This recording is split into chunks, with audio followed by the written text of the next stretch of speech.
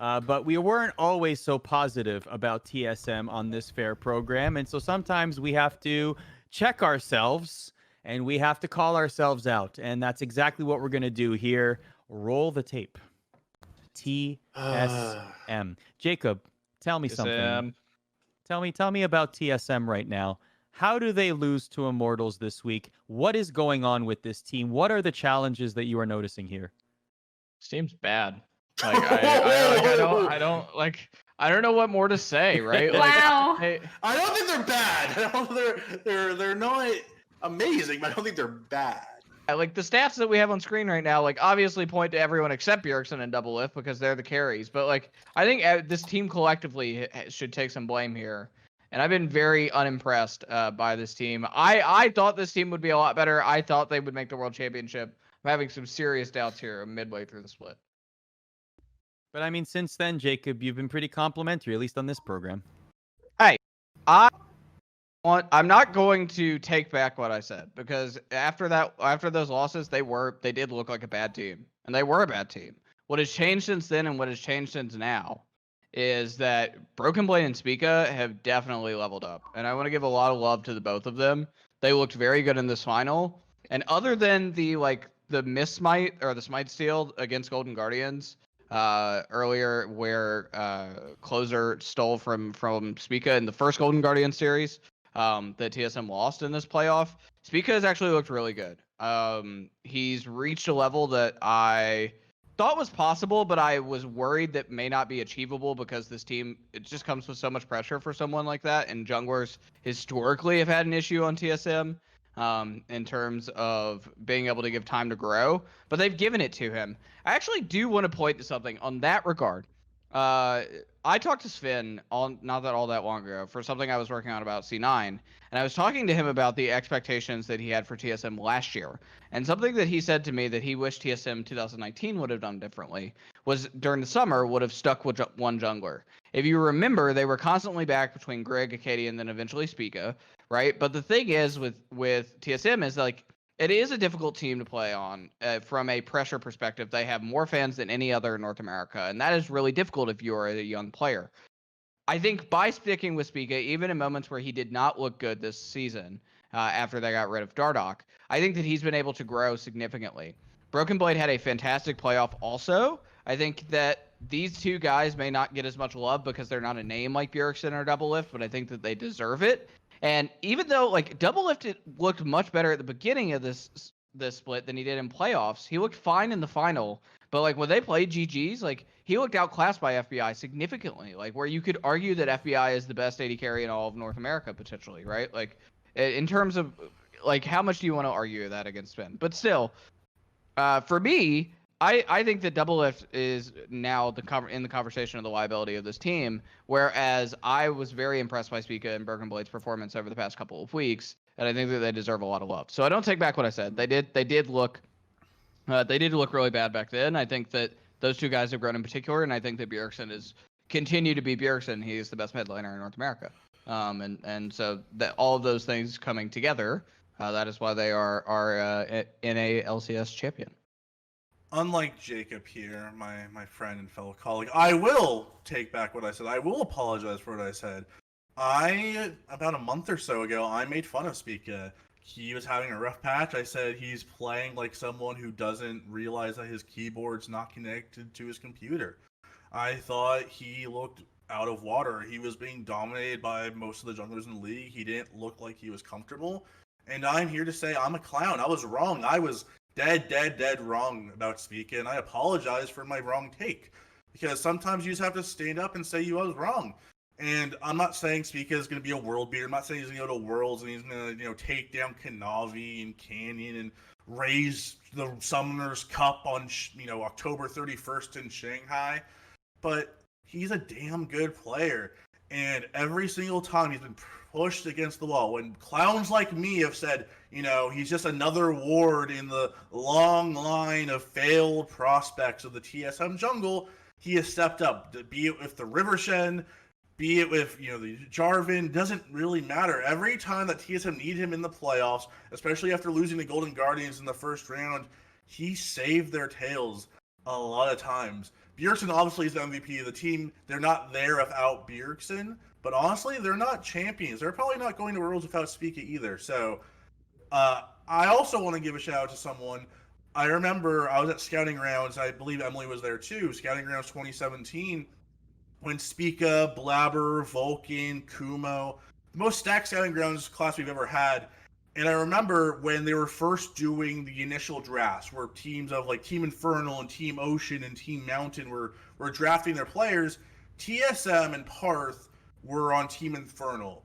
And I remember how confident and how much they wanted Spica. He was their number one draft pick, and Parth wanted to play with Spica. He thought a lot about him. And I think it's something that we've kind of overlooked through all this, is that Parth is back leading the team after kind of being exiled. The TSM fans turned on him. They said, oh, he doesn't know how to draft. He only gets us to Worlds, but he doesn't get us out of groups. And then for the last 2 years, TSM hasn't even made it to Worlds. So I've never dogged on Parth. I think Parth's always been one of the better coaches from what I know. I can't really say anything just because I'm not in the rooms, but from everything I've heard, he's a very smart guy. I've talked to him a bunch of times. I'm just from I think Perf deserves a lot of credit, but for Spica, from my point of view, from what I've said, I apologize because I was dead wrong. He's an incredible talent and he has a lot of potential. I don't know where that potential is going to take him. I don't know if he can reach the highest highs of, a world-class player. But when I've sat here for the last 9 months saying Blabber, is a generational player and he's the chance to be the most mechanically skilled, NA jungler of all time, I have to sit here and say that Spica might have the same ceiling, because from what we've saw in the last few weeks, he's a very special talent. He's the youngest player in the LCS. So while TSM might not go super far at Worlds, I think this next month or so of Spica getting to play against the best players in the world is going to rapidly improve his standing as a player, and I think we're going to see a lot better of Spica going forward after this experience. So I apologize, Spica. You're a rock star. Spica, I think the big thing to remember is that he was drafted by Echo Fox. But I watched him because I followed that TSM team. And there was a conversation he actually ended up having with Mike Young, who was on TSM at the time and who did a lot of the he really enjoyed coaching the Scouting Grounds players. They picked Spica because no one knew about him. They were just oh, here's this 16-year-old kid who's performing really well on the ladder. And I remember Parth saying we want to see how well he'll respond to any sort of coaching, right? Because he is someone like that can be incredibly malleable because they haven't had any sort of coaching experience, and they arguably haven't even had a ton of ladder experience, right? Where you have these other guys who've been on the ladder for forever and they're all friends. Spica was not that. He was no one really knew about him. And when he performed really well, he was drafted by Echo Fox. But the thing I will agree with is that I think TSM always had their eye on him, especially because Spica was underage and decided, I really want to go back to school. There's an interview I did with him at the beginning of the year where he goes through all this. And he talked to Mike Young about it at that Scouting Grounds. It was I think, Mike Young was it'll be here, if you're good enough, it'll be here and you should go to school and finish high school. And he did. And I think, I think TSM, I don't think they bookmarked him, but I think they always kind of had an eye on him, right? Even before he came onto the team officially. And then the other thing about Spica is that I think I'm not going to say that, because I had a lot of criticism for him mid-summer as well. I think the big thing about him is two things. One, something that Jacob brought up and something you could see in their drafting all year is that were willing to draft Spica some picks that you might not want to put him on a cane, right? That's a very risky pick. But what it tells me is that we trust this player to be able to play this. And that says a lot to a young player, right? It says that your team is behind you. We don't want you to be this rookie looking up to your older brothers and feel like you're afraid to talk to us, feel like you're afraid to speak up and draft about what you want. That's not what we want. And Bjergsen told me this directly. That's not what they wanted from Spica. They don't want him to be afraid to talk to Bjergsen or Double or someone who has a legacy. They want him to be part of the team. And I think that reflects in some of the picks that they've drafted him. But I also think one thing that struck Spica, because I'm not going to necessarily say he didn't make mistakes, because he made a ton of mistakes, right? He is a rookie jungler for TSM, which is, its own can of worms. But I think one thing that happens with a lot of Spica's mistakes is a lot of them were visually easy, right? Like, so he made two types of mistakes that junglers typically make. Some of them are just in like pathing and decision making, which aren't going to be as obvious. But the miss smites, the really like if the pathing is like super egregious, they'll point it out on cast, or some of his like just missed execution in team fights, like anything like that. Like I was comparing it in voice chat the other day to a friend to Huhi, and why people kind of tended to undervalue Huhi when he was a mid is because he made a lot of very visually obvious mistakes, and then the things he was really good at, like knowledge of side lanes and split pushing and stuff like that, weren't as visually obvious, right? So it's really easy to see where Spica messed up in a lot of ways, and I think that kind of contributed to a lot of the fan backlash against him.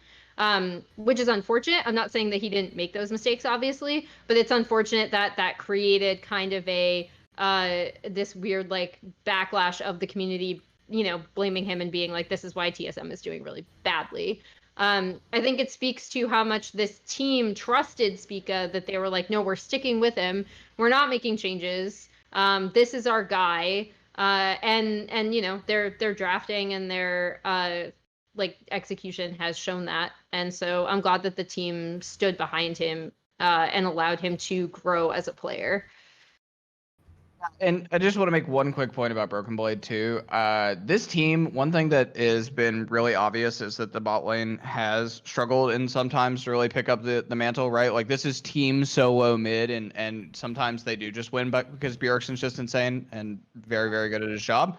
But Brokenblade actually, throughout playoff and throughout certain parts of the year, has been able to give them a carry champion that they can play around, things like Camille, etc., that do a massive amount of damage. And I think that he deserves credit for that, because in a world where bot lane, like in a world where Doublelift plays a ton of Ashe and Senna, which are effective for what they are, but not, they're not going to carry the entire game for you unless he's incredibly fed.